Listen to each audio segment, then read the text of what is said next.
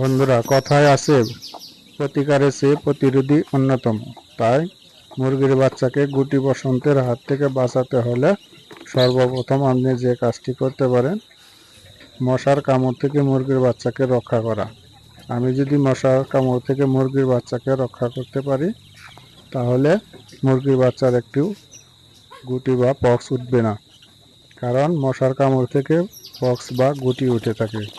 তাই সন্ধ্যার পর থেকে আমি আমার বাচ্চাকে এভাবে একটি ক্যারেটের মধ্যে রেখে দিয়ে তার উপর দিয়ে আমি মশারি দিয়ে ঢেকে দেই।